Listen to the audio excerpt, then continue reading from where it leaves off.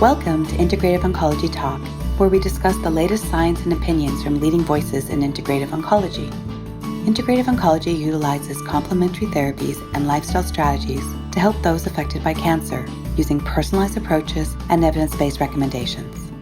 This podcast is hosted by Dr. Santosh Rao, a medical oncologist and integrative oncologist, and Dr. Judith Lacey, a supportive care and integrative oncology physician, with support from the Society for Integrative Oncology, an international multidisciplinary organization whose mission is to advance the science and education of integrative oncology worldwide. The views expressed on this podcast do not necessarily reflect views of the participant's workplace or SIO and are not meant to offer medical advice. The information, opinions, and recommendations in the podcast are for general information only. Before making any changes in your healthcare or lifestyle, please discuss with your healthcare provider. So hi, I'm Judith Lacey and I'm hosting today the Integrative Oncology Talk, and I am absolutely delighted to be introducing Ben Arye. Eran, for those of you who don't know of the amazing Ben Arye, he has his medical degree, he gained his medical degree at the Faculty of Medicine of the Hebrew University of Jerusalem in Israel. I don't know what year. He specialised in family medicine at the Department of Family Medicine at the Bruce Rappaport Faculty of Medicine at the Technion in Haifa, Israel. And Professor Ben Arye developed and instructed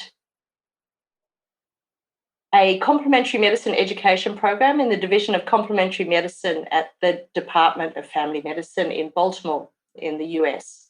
He's the co-founder and the director of the Unit of Complementary and Traditional Medicine at the Department of Family Medicine, Director of Integrative Oncology Program within Haifa and Western Galil Oncology Services at the Lynn and Carmel Medical Centers. He has done a lot, and he is, since 2007, he's also the chairperson of the Israel Society for Complementary Medicine of the Israel Medical Association. Professor Ben Arye is the primary researcher of the Middle East Research Group in Integrative Oncology, also known as MERGIO, within the Middle East Research Group in Integrative Oncology, within the Middle East Cancer Consortium, and is the elected member of the Society of Integrative Oncology Board of Trustees for SIO. He's a regional ambassador to Europe and the Middle East, and is the co-director of the SAO online task force that was set up at the time of COVID. He's a nominated member of the expert panel for ASCO, the American Society of Clinical Oncology, in integrative approach to cancer-related pain management. Now, Eran has published a hell of a lot and co-authored over 165 manuscripts, 9 chapters in textbooks. His research interests are quite broad, but in particularly complementary medicine, family medicine, integrative oncology, and the topic that we're going to talk a lot about today, which is traditional and cross-cultural medicine.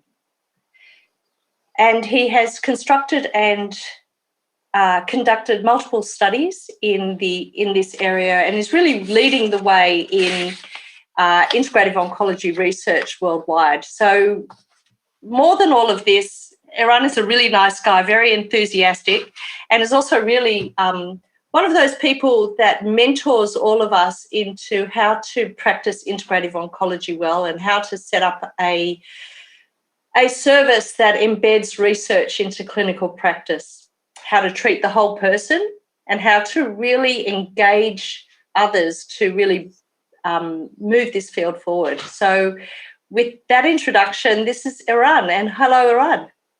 Hi, Judith. I'm happy to be here. So Eran is in Israel, I'm in Australia, and we've managed to get our clocks in line. So I'm at the end of a very long day and Eran is just beginning his.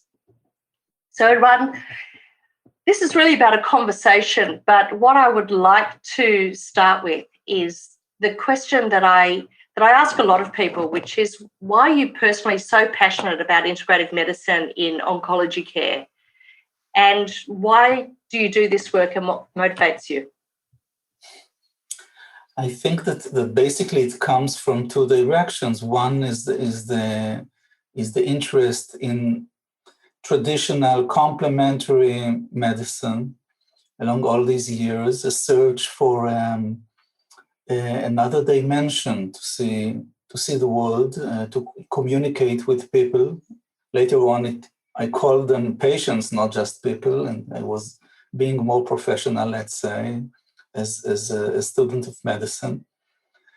And this passion met also the more holistic point of view of family medicine, of the biopsychosocial spiritual paradigm. So it was I was highly interested how to combine complementary traditional medicine with family medicine. That was my main motivation. And then I met, it happens when you do such things, that most of the patients that come and are having cancer and they are looking they have their own quest. And then I met this world of integrative oncology, a place where you can implement all those insights of holistic view and integrative medicine in real practice. And it happened at that time that I was treating my colleague who was diagnosed with metastatic cancer at the age of 49, and he was a family medicine practitioner who I was chosen, let's say, to be his physician, his guide, and that was an intensive experience that led me into that world of integrative oncology and to understand that there is a real need to do that inside the oncology center and not just as a consultant here and there and something less professional, let's say.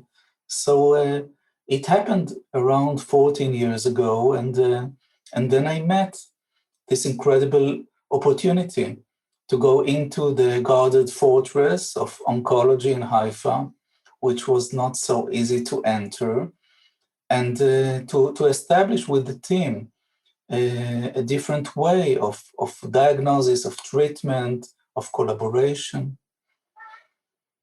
And do you think, and where are you today? What has changed since that moment 14 years ago?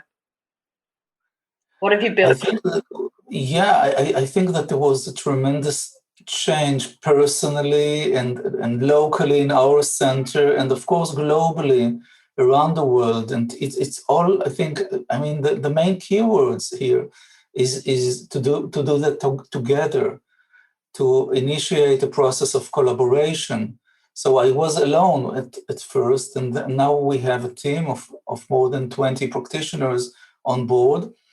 But we have much more than that. We have an intensive collaboration with our oncologists, nurse oncologists, psycho-oncologists, surgeons, palliative care specialists. It's like a network of people who are committed to the patient's welfare and who are more willing to look at the narrative point of view, where the patients are, not their diseases, So it was an important journey into that realm of qualitative,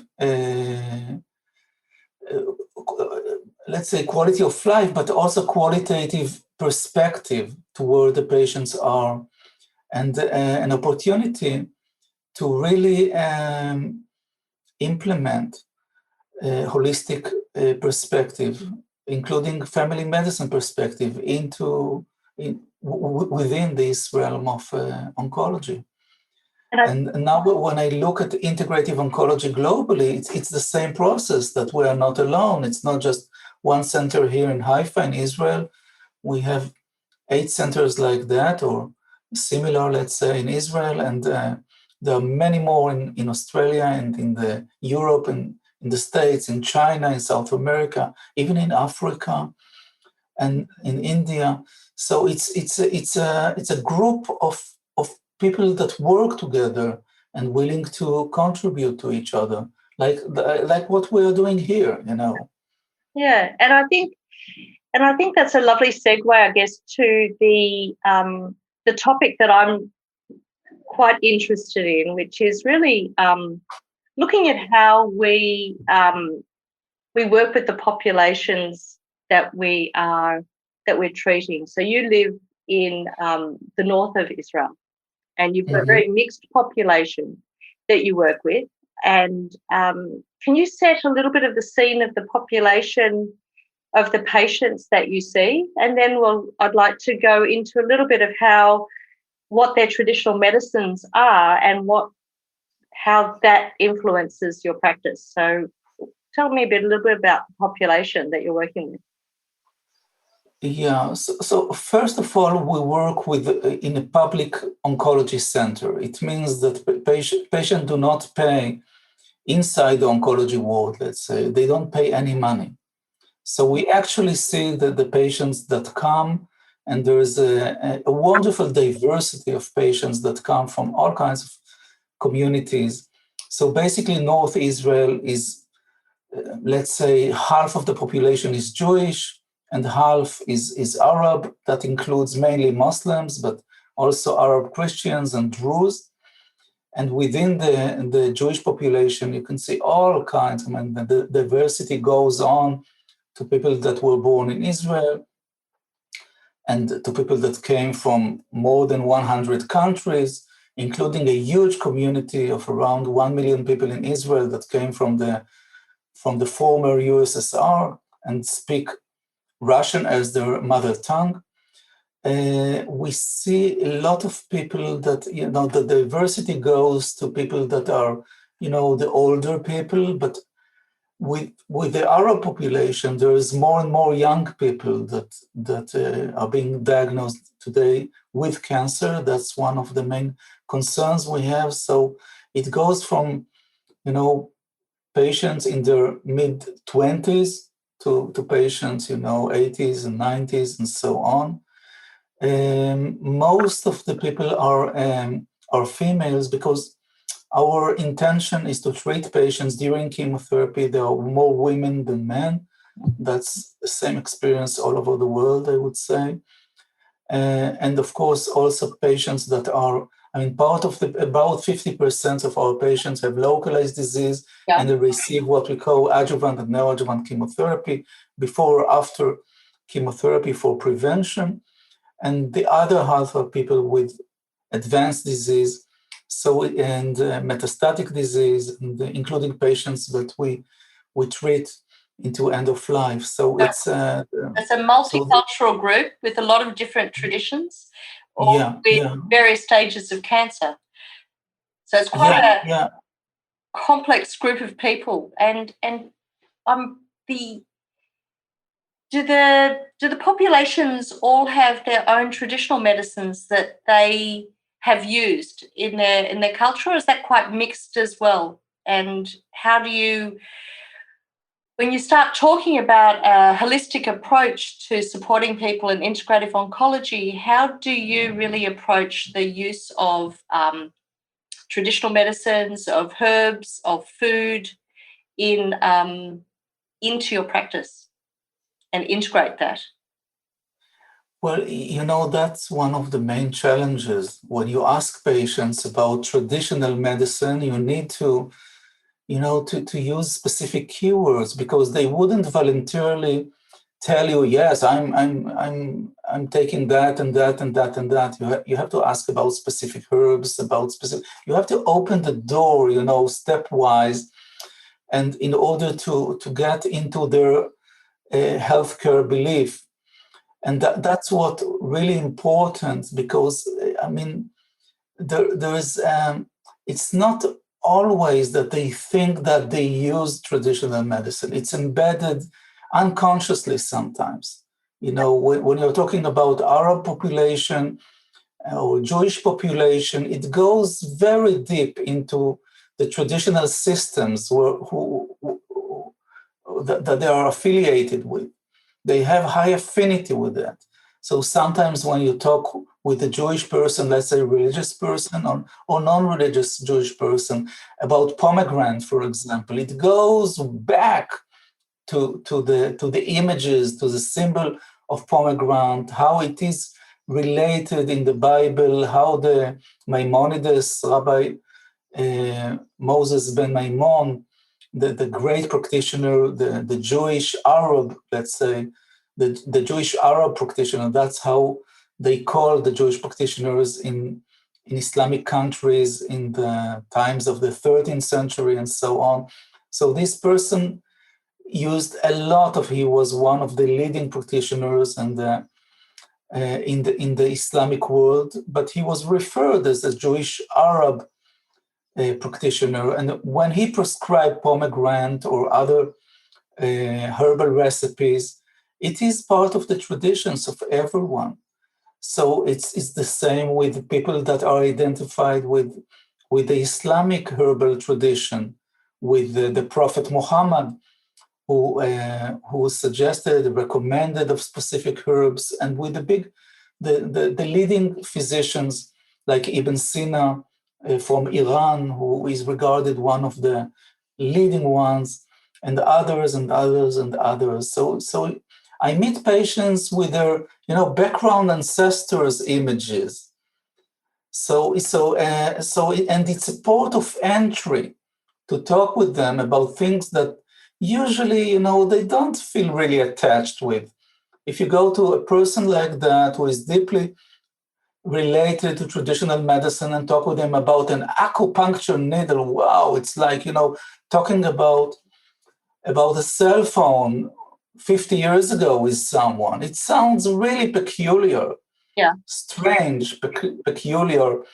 But it's or about mind-body medicine, it sounds meditation. Wow, that's for the Buddhists, and so on.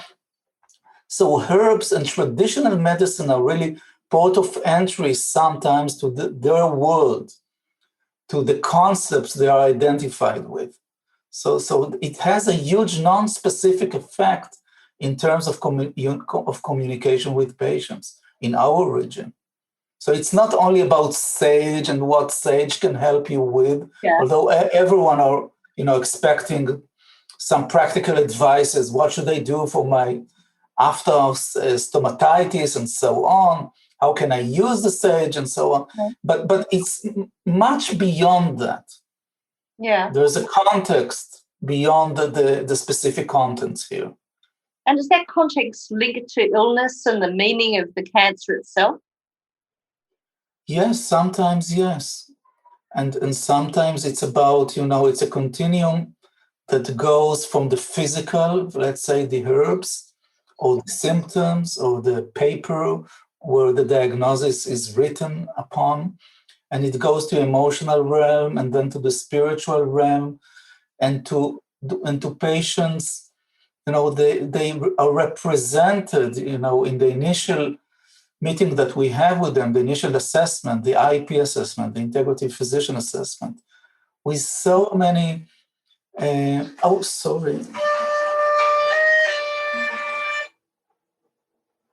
sorry, there, I don't know if you want to keep that, but there are a lot of rockets and missiles now, so I couldn't afford myself to shut it down. Okay, now it's all right. Keeps where you're at real, doesn't it? Yeah. So it is, and it is such a real and interesting place, really, to be. I'm here in Australia, and it's very different. I did work in Israel for a while, and the population that I see when I talk about integrative oncology, it's very much taking from the traditions of ayurvedic medicine, of Chinese medicine, of what is accepted mainstream complementary therapies, if you like, of acupuncture, of yoga. But when you look at what's missing in that, I question whether traditional medicines need to have more of a central role in looking at the individual and a personalised approach to somebody from a specific tradition, and how we incorporate that into our holistic assessment and practice. Mm-hmm. And I think that's something that I have noticed that is very important to you in your practice. Yeah, but when you talk about ayurvedic medicine in India and Chinese medicine, traditional Chinese medicine, TCM, it's a political issue, how you market these traditional medicines, especially in the US. Okay, so people know about that. Yeah, they might know about traditional Central American traditional medicine as well, from the Spanish-speaking populations and so on. But if you go into the historical roots, there is a huge system of medicine, which you may call Middle Eastern medicine or Arab medicine, traditional Arab medicine. Sometimes it is referred to as Greco-Arab medicine because its roots is in Greek, traditional Greek medicine. But, the Arabs and the Jews are included in that, okay? Because really, systematically, that was part of the Arab world in the golden era of the Islamic empire, and the Arabs played an important role mediating between the East, especially China, the medical systems in China and India, and the West, which was specifically oriented to Greek medicine, to Roman medicine, and later on to European medicine. So they were really the great mediators. They were the people that have taken on camels and all those animals they shifted herbs and traditions and concepts from the East to the West and backward from the West to the East. And it was inside Spain where this line between the two cultures met. Unfortunately, not very friendly, but they met there between Christianity and Islam. And South Spain was regarded, the highlight, the ancient Harvard or Cambridge of medicine. So it is really quite important to look at that. But even the Arab medicine, this role from the Middle Ages, the roots are coming from the great empires of Egypt in terms of medical knowledge, of Egypt and the area of Iran or Iraq, Mesopotamia. And they have a lot of traditions. And our area, the area of Israel, Palestine, Jordan, Lebanon, is in the middle of these two empires. That was the region that cultivated all this wisdom. And at the birth of monotheism, that was really the time from where this medicine became more systematic. So when it met Greek medicine and it emerged into Islamic medicine later on, it became a very significant modality of traditional medicine. So the people are not very aware to the role of this kind of tradition, but it is highly important here. It is significant in daily encounters with both Arabs and Jewish patients. And can you think of an example, perhaps, of a patient who has where you feel that they're using the traditional medicines has really impacted on and integrating that into their care, their program of care has made a difference? Or let me look at the future, okay? Okay. Tomorrow, I hope there would be tomorrow. Okay. And tomorrow, Orit, who is an integrative physician, our deputy of the Integrative Oncology program in Haifa, Orit is scheduled to meet three new patients. Mm-hmm. All are referred by their oncologist or nurse oncologist. Mm-hmm. And all of them tomorrow, it's in northern Israel, and she is going to meet them inside one of our oncology wards. And all of them speak Arabic from age of 24 to age of 52, the three women. So when she would see them, the first question would be, why did you came here? What are your expectations? And most of them would look at her and say, really, who are you? How can I talk with you? I mean, what is the legitimate to talk? Yeah. What are the keywords I can use here? Is it all right to talk about honey, about sage, about all kinds of non-conventional practice that I use? And I'm sure that the three of them that I never met before, okay, I don't know anything about them, but nevertheless, based on our previous discussions with so many people, so many patients, I mean, when you open the door and say, listen, I'm here for you, I'm not prejudiced, I'm non-judgmental, I'm open, I'm eager to listen to you. Yeah. And that's the basic thing. And they will talk about it. They may talk about it at the beginning of the session or just following the conclusion of the session. They would really, like in family medicine, that sign when you touch the handle of the door, and then they say, I have one more question, and then the discussion is reopened, and it might be in their second meeting or third meeting, but these are really the most important aspects to relate to what people already use or consider to use. And basically, in most cases, it would be related to herbs. Mm-hmm. And as you go to the US, it becomes supplements, a lot of supplements, multi-component supplements, and so on. When you are here or in Europe, it's more about crude herbs. But still, people also bring their supplements. But the supplements are related. I mean, the references for these supplements are deeply rooted unconsciously in these traditions. And so it might be, for example, black cumin that they want to use because the Prophet Muhammad recommended that for health, and we can use it in order to alleviate cancer-related fatigue. It might be sage that the Christian Arab is referring to based on the cures that are related to Maria. It might be these pomegranate or other herbs that are related to the Bible, and so on. And we can work together with patients, talk about it,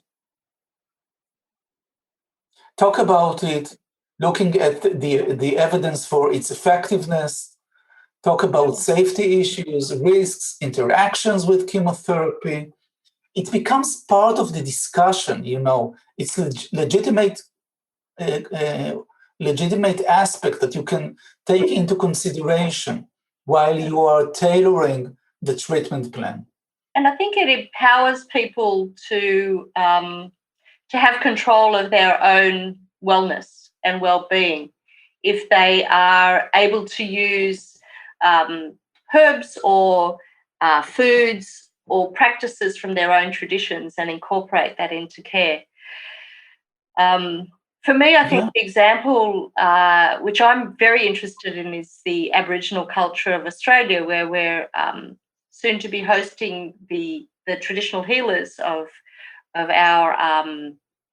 Aboriginal healers in our centre and learning from their healing techniques, but also the fact that we don't really understand enough about the bush medicine and understand what traditions people first go to, the meaning of illness, the impact of illness, the traditional understanding of the mind, body, and spiritual connection, and how you incorporate that into our delivery of care. And I think that is something that we have a potential to bring into our consultations. But it's that openness that I agree, being open and being engaging and being open to learn and to discover together, I think, develops that therapeutic relationship where you can work with somebody to improve their wellness and well-being. Yeah, I think that there are two words here. One is you just mentioned it's control or self-control.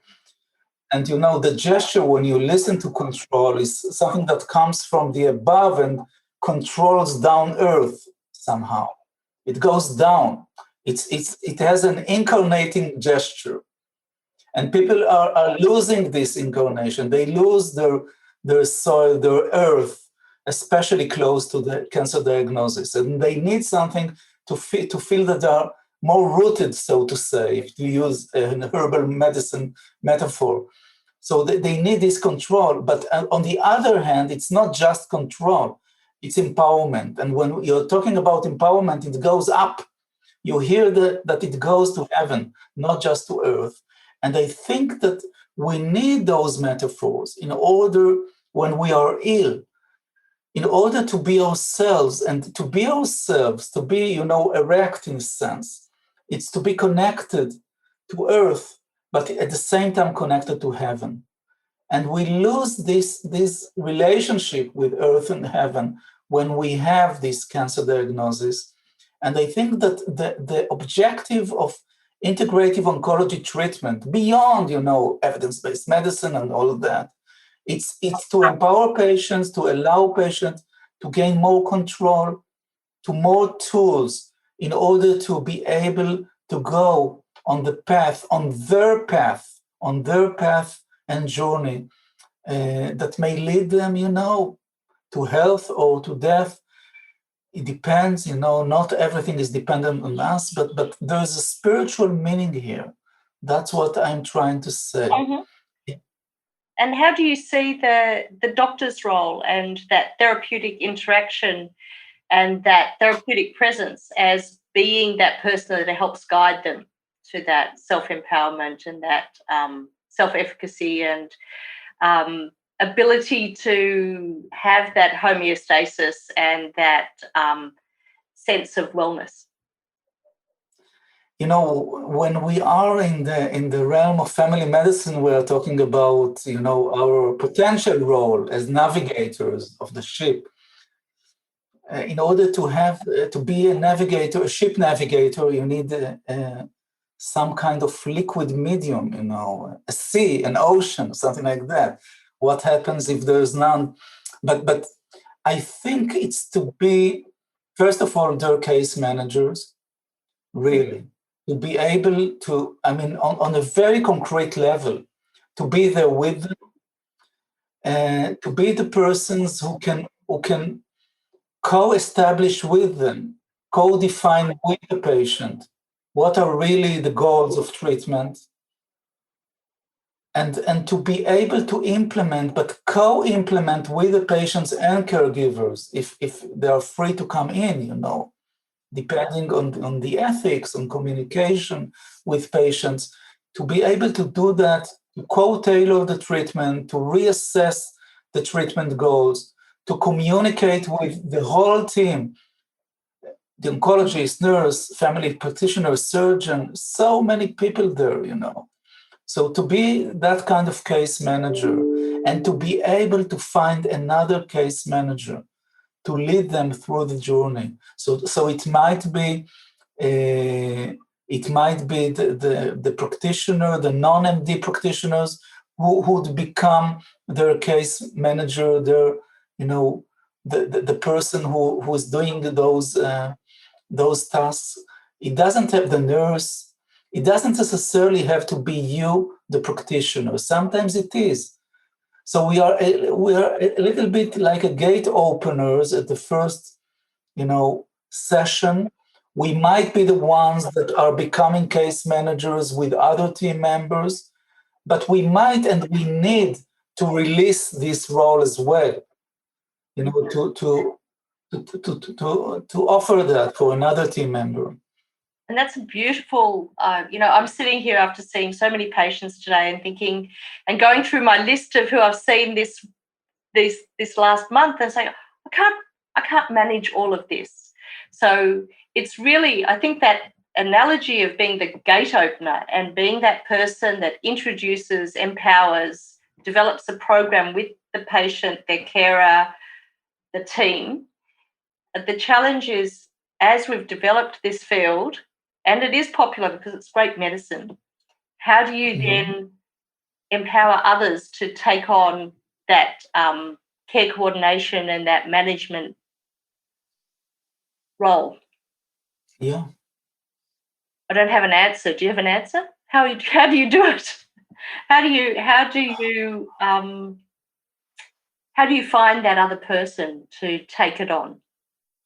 I think that I'm talking about people from our team, and we have a diverse, really, maybe I need to talk about that a little bit, because in order to understand what we're talking about, I mean, we have a diverse team, multi-professional team. So there are 6 physicians, there are quite a few nurses and occupational therapists and dietitians and psycho-oncologists, and there's the important sector of practitioners who are integrative practitioners, who are not MDs, who are not part of the system, of the medical system.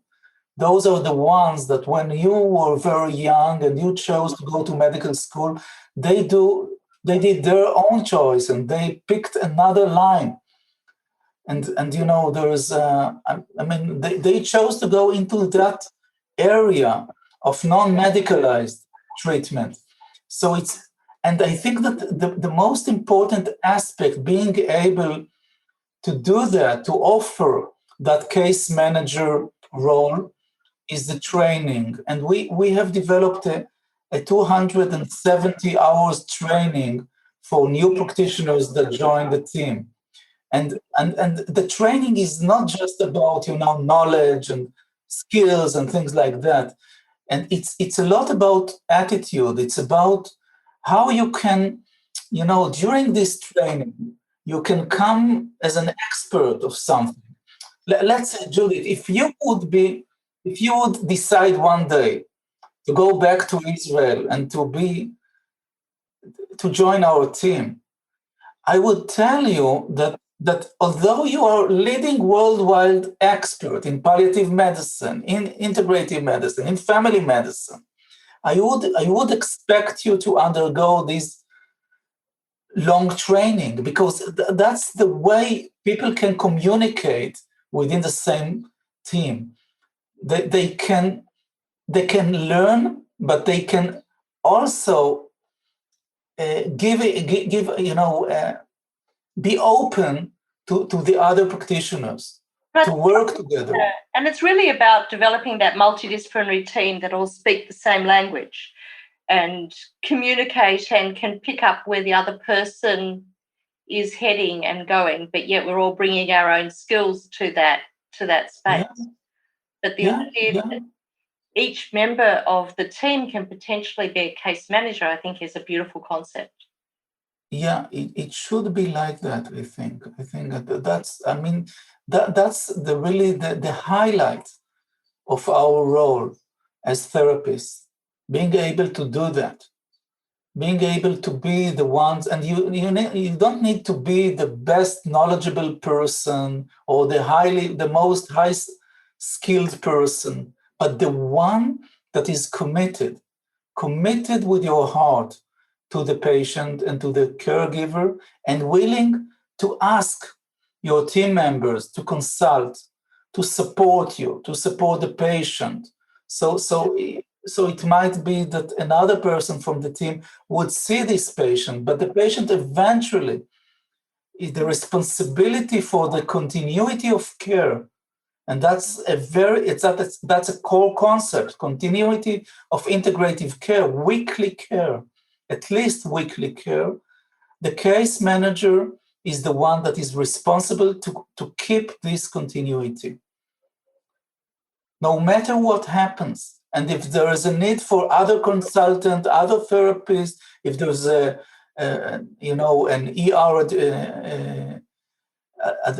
administration, if there is all kinds of things that happens, in real life, it's like a solid element from the patient perspective. And I think what is unique, and I think that's a wonderful concept, because we are actually building this community of patients that we need to be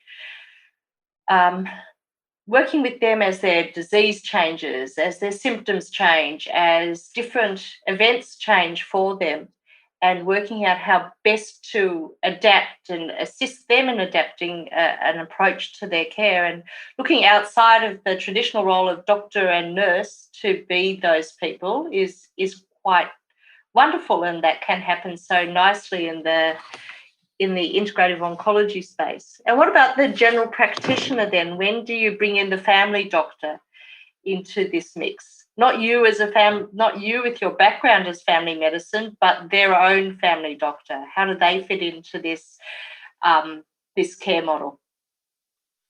So first of all, 5 of the 6 IPs, integrative physicians in our team, are family medicine practitioners. Yeah, they're not their family doctor. They're not necessarily the patient's family doctor. No, not at all. Not at all. This is their practice. They come once weekly, and they do the assessments. They do, the initiation of the process, and so on. But they are open to that, and they are really thrilled that they can do a real family medicine there inside the oncology ward. They have at least 1 hour for an intake, and then about 30 to 45 minutes to write it all down, to communicate with the whole team, with the oncologist, and so on. So part of the communication following the initial IP assessment that followed the referral from the oncology team, so part of that is to write and refer a letter, personal letter, to the family medicine practitioner of the patient's family medicine practitioner, and ask her or him. First of all, we expect the family practitioner to be part of the potential treatment program. And we expect that from the oncologist, the nurse, the psycho-oncologist as well. So, and we write, an abstract, a concise abstract of the treatment goals and treatment suggestions, and we expect them to relate to that. And we even tell them, listen, if you don't write back from the patient's perspective, it means that you support everything we are suggesting here. But we are looking for your perspective. And please share with us your perspective regarding the patient's physical, emotional, spiritual aspects, about the journey, the narrative of this patient, the journey along the steps that the challenges this patient experienced. And that happens, and It happens, yeah. I think that's a really important part of that continuum of who takes over and who manages that patient, where that happens and where that occurs.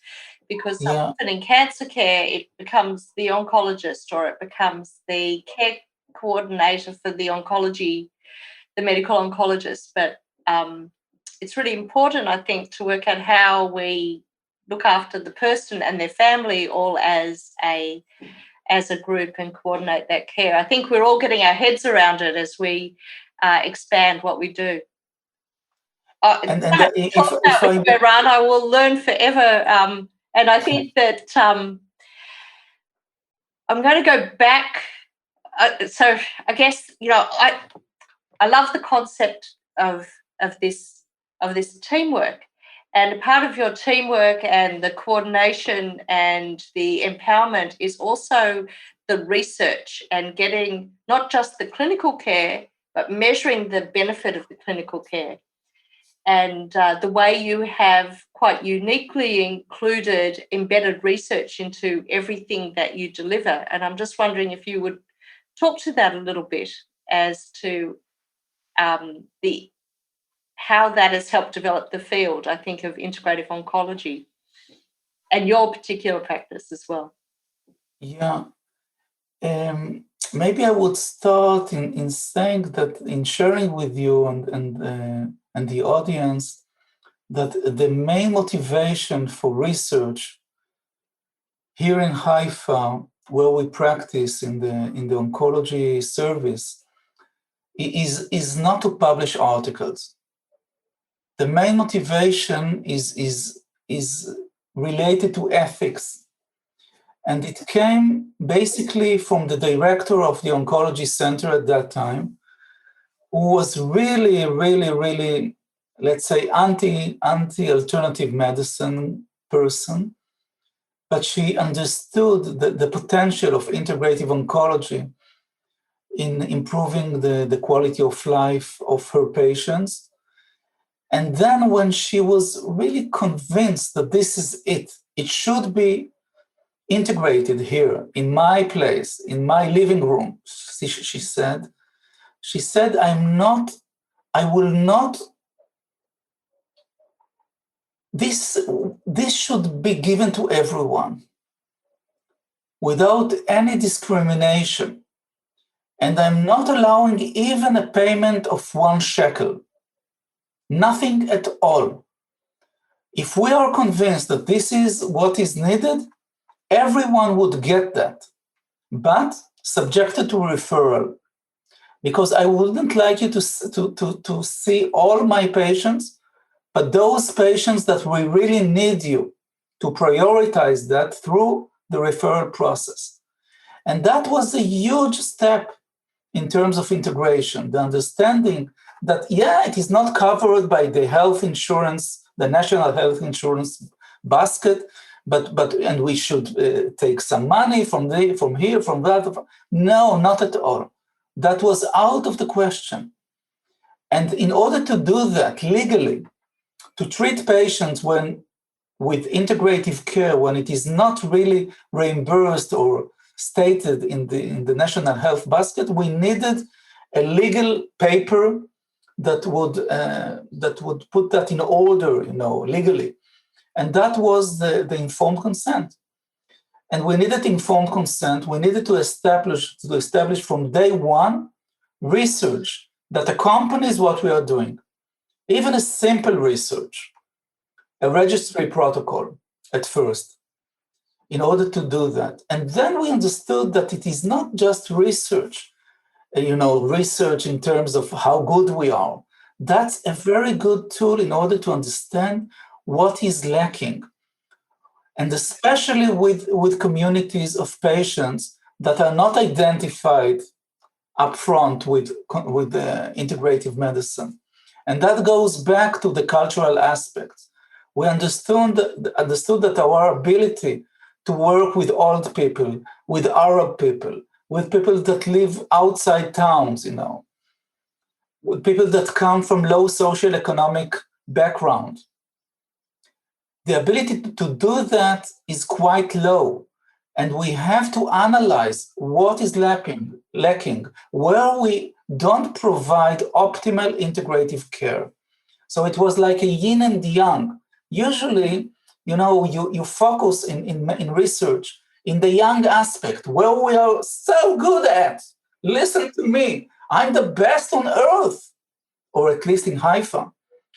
But when your intention is to analyze where, I'm satisfied, yes, there is a pericardium 6 acupressure point that can alleviate nausea. Yes, I'm highly satisfied with my actions, but my interest, my curiosity is to understand better where the treatment is lacking, where there is no optimal response.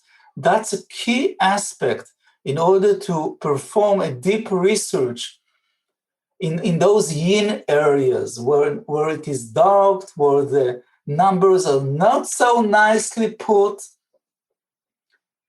And then that's a point of growth in terms of performing a comprehensive research. And I think that was an important aspect of motivation of what led us to later on publish so many publications, about what we are doing.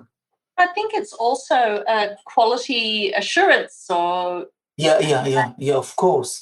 activity, because if you're always reflecting on your practice openly, you can really learn from that and make the changes that are needed. So I think that is important point as to whether we're collecting the data for our own reflection to improve our service, or we're collecting it purely to publish, to get grants and to move the field forward. I think it's often a very mixed, it's often a combination of both, because without looking at what you're doing and reflecting on it, you can't move forward. So, but it also is it's really important in the integration into the oncology space, and when you look at that, the head of the oncology department and where you have come to, has it made a difference? Yeah, there's a tremendous difference. Yeah. Yeah, and I mean, the delta is huge here, and actually, I mean, this approach helped us to also identify our biases, and one of the main bias, is the line of thinking that we need to be focused mainly on quality of life aspects. And as time went by, and we understood that it is not our only mission, quality of life improvement or safety aspects and so on, but how to support the oncology treatment as well. That's one of the important aspects that we deal today. How we can improve adherence of patients to their oncology treatment protocol, and not just to feel better. So that's a hardcore oncology objective. Or how you can reduce pain, for example, intraoperatively, as we do now in gynecological oncology surgery, where treatment of acupuncture and mind-body and manual therapies are implemented at the same time during the surgery with the anesthesiologist, with the surgeons, with the nurses, and so on. So the objectives are not just how to provide a non-specific beneficial effect, but highly specific effects that can be measured by palliative assessment tools and by objective parameters, including cost, money, things like that. RDI, relative dose intensity, to what degree there is adherence to the chemotherapy protocol, and so on. Interest, that thing about money, which is incredibly important, because if the cost benefit of actually keeping people well using this more holistic approach and getting them to maintain their, to be able to stay on very difficult chemotherapy or targeted therapy protocols, has a cost benefit to the health system as well. If people return to work sooner because they feel better, or they're empowered, or they stay at work, then that's also a benefit. So I think that is a key point that I think we're starting to put some effort into researching in our space anyways, the health economics and the economic benefit of actually this approach to care. Yeah, it should be definitely the objective of the next research generation in integrative oncology. We are not there at the moment. We have sound evidence about quality of life improvement, about other aspects, but not really about cost effectiveness. And so this should be really our next aim. Absolutely. And we're just starting to get there now. We said, well, where to from here? And there is so much to do, isn't there? Eran, you're doing so much, and you're leading the global task force in the Society of Integrative Oncology, developing this global integrative oncology network. In our closing few minutes, do you want to just talk a little bit about where to from here and that vision of global integrative oncology connection? I would be happy to do that. I'm at the moment co-leading this SIO Global Task Force with Jun Mao from Sloan Kettering in New York. And we now have 2 additional important members in our task force, Catherine Zollman from the UK and and Alejandro Salicrup from the NCI, from the US. And we have launched in the SAO the ambassador program, which now includes 2 ambassadors, one regional, that's myself for the Middle East and Europe, and the first national ambassador to the UK. It's like a pilot study that we are doing with national ambassadors. Yeah. One day we might come to Australia as well, and looking for someone that may be interested to promote that in Australia, in the tiny islands surrounding Australia, like New Zealand, which is really tiny, isn't it? Yeah, beautiful. Beautiful. Yeah, that's what people say. And anyhow, yeah. Anyhow, the idea is to promote collaboration, and that's collaboration, international collaboration within the SAO, which, let's say that 2 years ago, when we have met in New York, I would say, or maybe 3 years ago, I think that the main focus of the SAO was North American. I mean, we, as people from abroad, from the international community, people like the 2 of us came and shared our vision, but the central decisions were made with a North American orientation. So it was US and a little bit Canada and so on. But I think that this was really tremendously changed in terms of the new orientation of the SAO, which is much more international. It became an international association. And the meaning of this collaboration is not just nice to have people from Australia or from Africa or from the Middle East or from Europe, but that's a bidirectional dialogue that just opened. So it's not just something that came from the temple, the US temples, down earth to the international countries, but it should represent also our perspectives.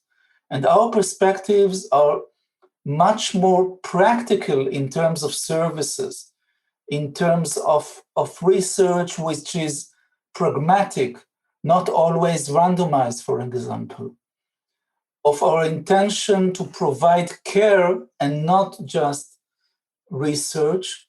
And that goes along with commitment to evidence-based medicine. And of course, it's not on the expense of that, but I think that's the idea, that people would be able to work together, to think together, when there is, for example, this task force that I'm related to, the Eduardo Bruera and Jun Mao about pain, a task force shared by ASCO and the SIO regarding pain in palliative perspective. I mean, when I'm looking at these guidelines, which is really, it comes from ASCO, so, people are really US centers, but the main issue from my perspective and from my colleagues in the international community is to ask ourselves to what degree the recommendations would be implementable in our countries. So we need to bring our own perspective. So guideline recommendations would not be something that is released, to the air or to a nice reporter, that would just write about it, but would be able to be implemented in real practice. And I think it's a great and it's a great initiative of the Society for Integrative Oncology to feel ready to expand and be a global international organization, because I think there are so many voices, and I think the voice of traditional medicines is only just, from varying cultures, is only just starting to find its space in the world of integrative oncology and in allopathic medicine. I think we're learning so much, and we're learning so much about what we still need to learn, that we don't know much at all. And I think that is a wonderful space to be in. I think voices like yours and the voices from many other organisations and different healthcare systems will help us really understand the complexity of caring for people with cancer, and now this growing group of people who are living with cancer as a chronic illness and living with cancer for much longer and expecting to stay well and stay active and contributing to their society. So I think there's so much that we can do in this space. And Eran, your contribution is incredible.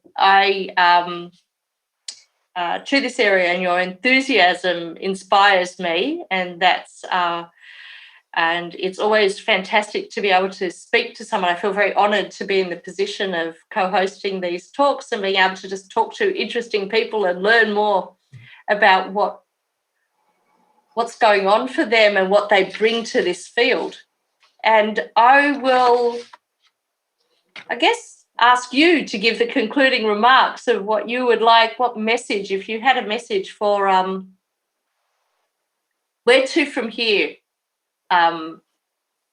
Where do you see the future of integrative oncology? Do you have, or anything else you would like to bring up as a concluding remark? Oh, the message to take home, the Americans would say, isn't it? Yeah.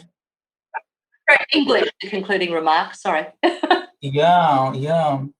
I think that it would be wonderful if we would be able to work together from all countries, from all cultures, and to advance integrative oncology based on curiosity to the other and modesty, as well as commitment to the welfare of our patients and our own health as well, as healthcare practitioners or researchers, to be committed ethically to that. Not to ethic committees, but to the inner purpose that initiated us to go into our own journey and the journey of the community that we established to create. So that's the message, I would say. Being able to promote together. Thank you so much, Eran, for your time. Absolutely wonderful. Thank you.